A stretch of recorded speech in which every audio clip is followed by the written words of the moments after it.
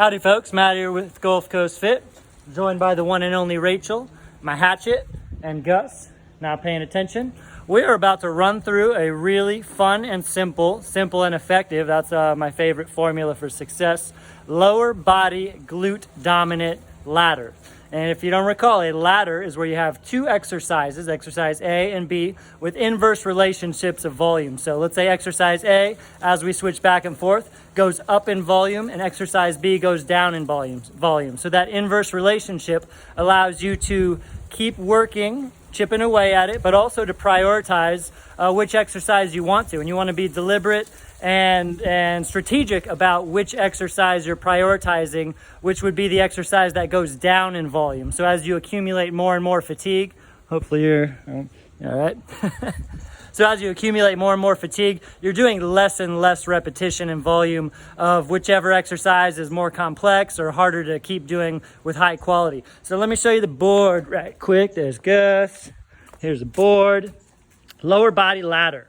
Couple of notes here. This is glute dominant, even though we're hitting your entire posterior and lower body. This is going to involve building a lot of mechanical tension, time under tension, TUT. And so you can expect a lot of lactic acid buildup. We're really prioritizing the lactic acid energy system. We're not trying to turn this into conditioning. Yes, with a ladder, it is high density work, so you are going back and forth with minimal rest. You'll see here at the bottom, 1 to 5 recovery breaths. Be honest and strategic about your recovery breaths. If you're only doing, like see here on the alternating crossover step-ups, this is exercise A, which will go down in reps. Once we get down to these low volume sets, 6, 4, 2, you might not need all 5 recovery breaths. That's why it's 1 to 5. Be real with yourself.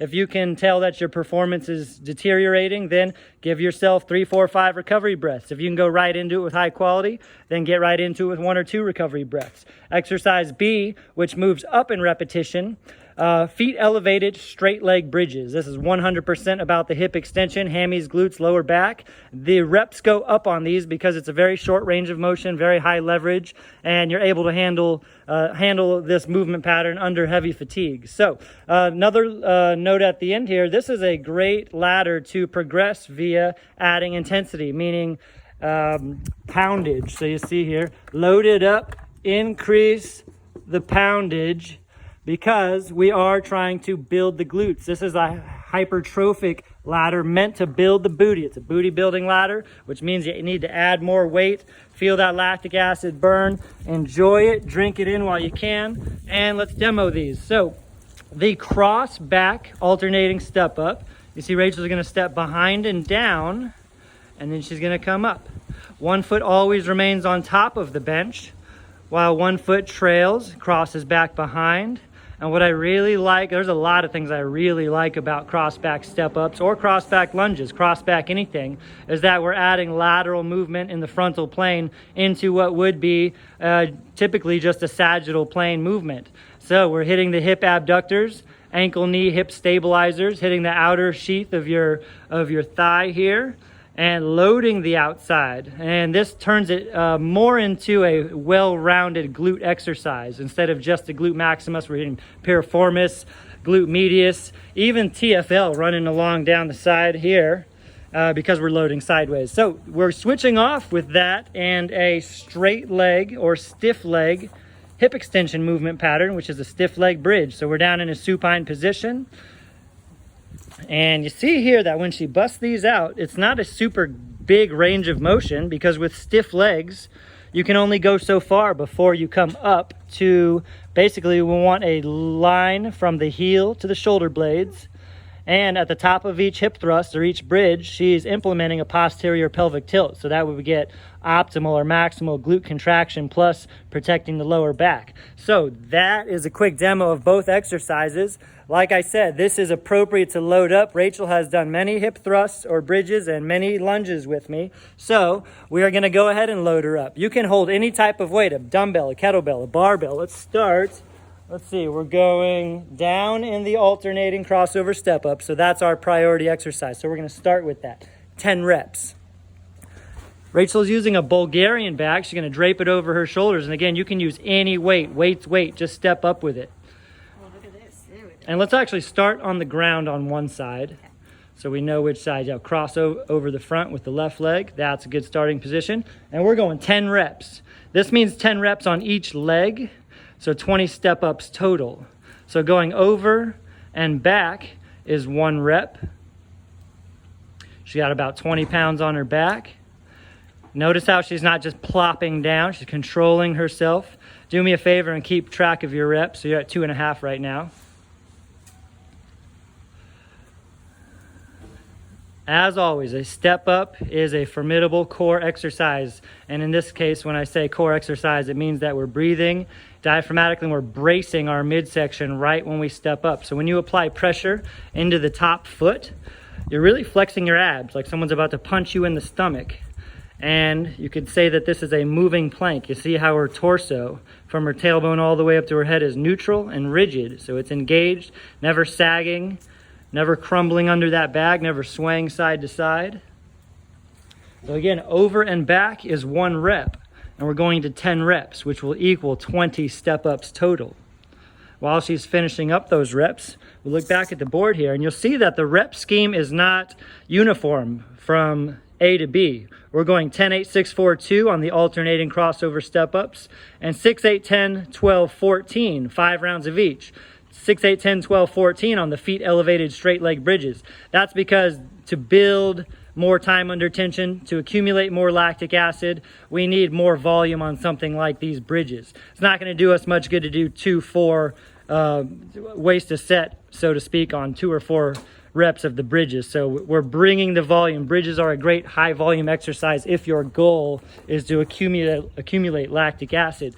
Now for this exercise, Rachel's using a big old cannonball right on the bladder. So she's putting that in the hip crease, the big slam ball 40 pounder, straight legs, same hip thrust, hip extension movement. And we are going to, what did I say, 14 to start? I goes up at the end. Starting with less, right? Yeah, 6. Yeah. 6 reps.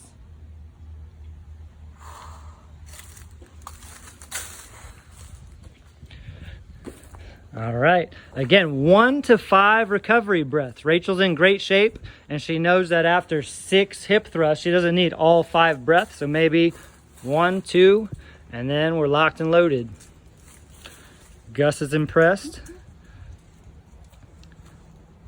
Cross over the other way. Yep, thank you. There we go. That feels wrong. Now I would recommend doing this ladder unweighted first. You're going to get plenty out of it, especially if these are newer movements, newer exercises. And even if you're an advanced trainee, it's still about the mind-muscle connection. So if you don't have any type of resistance around you and you're someone who's not new to training or ladder type of training workouts, then you don't need weight. Weight is just a tool that helps you get a little bit more out of it. But at the end of the day, it's up to you focusing on the movement, contracting, controlling, and milking it for all it's worth. So she's going over and back 8 times.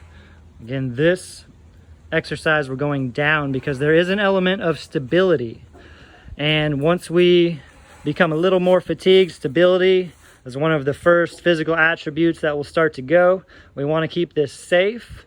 So as we get, more and more fatigued, then we do less volume of this.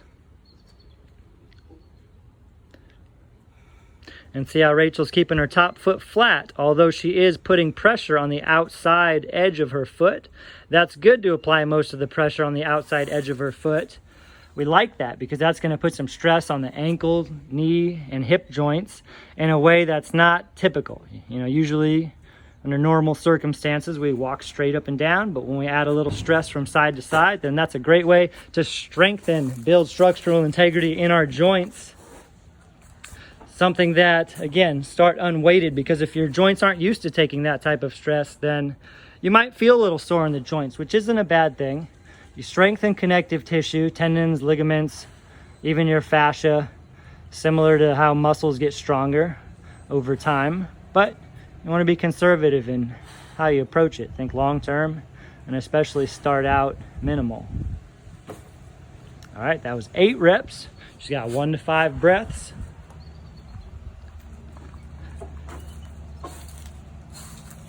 We'll be going down to our medium volume set here, 6 reps over and back.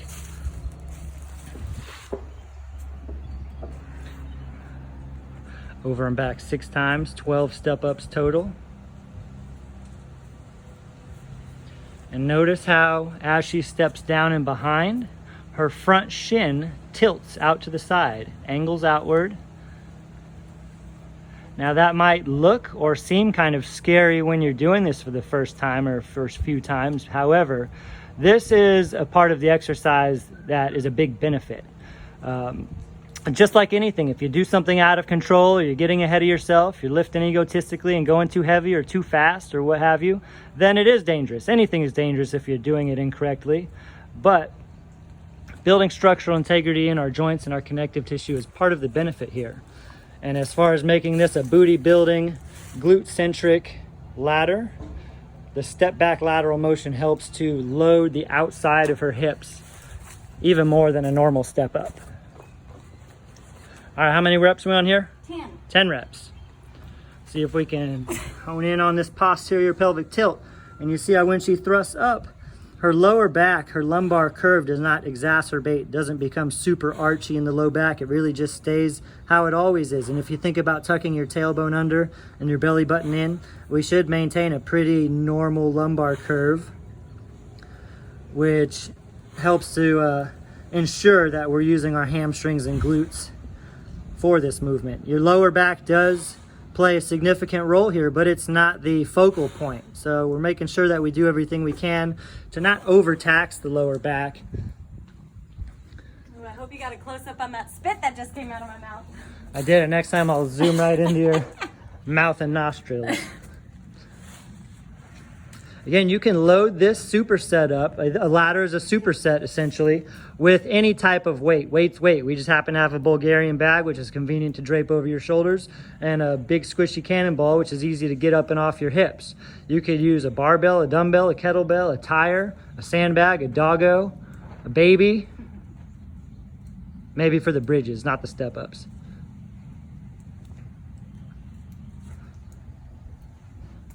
So I'm going to zoom up on her ankles and feet here. So you see how even though the weight is going to the outside of her foot, she's keeping her foot flat. We don't want the foot to start to tilt. We don't want the arch of the foot to lift up. Although you might think, well, that's going to help keep our foot and ankle neutral in alignment with our tibia, our shins. Part of the benefit here is to strengthen our joints.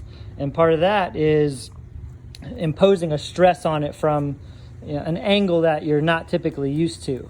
So if we were to allow her feet to open up, her arches to lift, and her foot to angle outward, she'd pretty much just be keeping the same neutral position with her ankle relative to her shin that she always gets. It would be taking away from that benefit of strengthening the ankle joint. All right, we're up to 12 reps.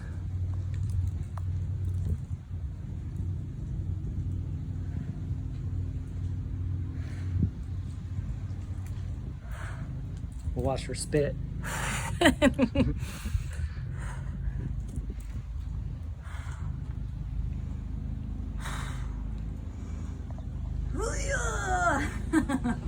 Oh yeah.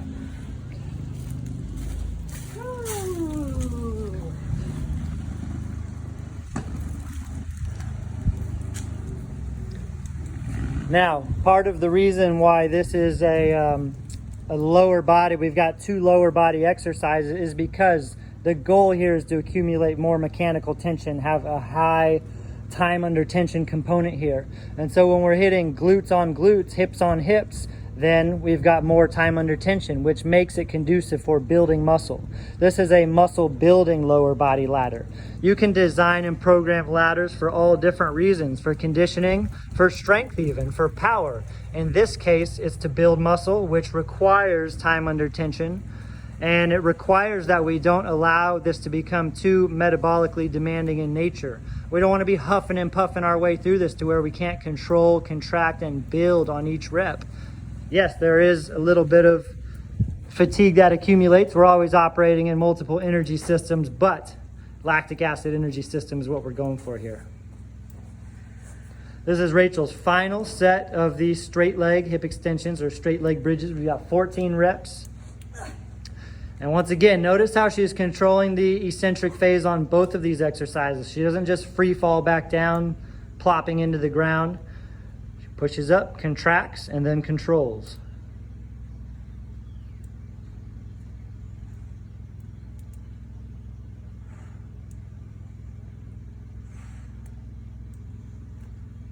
Again, something that's very convenient about this type of a ladder is you don't need any equipment. Really, all you need is something to step up onto. You don't even need extra weight. Rachel's just super strong, so we're making her load herself up. She wouldn't even need to because she's good at focusing on where she's trying to pinpoint muscle contractions. But all you need is a step, a ledge, a bench, a stool. Was that the last set? I think so. Okay. Yeah, because we started with the step-ups, right? Yeah. Cool. So that's that. And looking at my timer here, that took about 10, 12 minutes. So overall, this might take you anywhere from 10 to 20 minutes, depending on how much you need to recover. And give it a go. All you need is something to step up onto, and you can start practicing it. If you have any questions, as always, shoot me a message, give me a jingle, carrier pigeon. Here's my beautiful baby boy, always showing him off. Thanks, Rachel. Catch you later.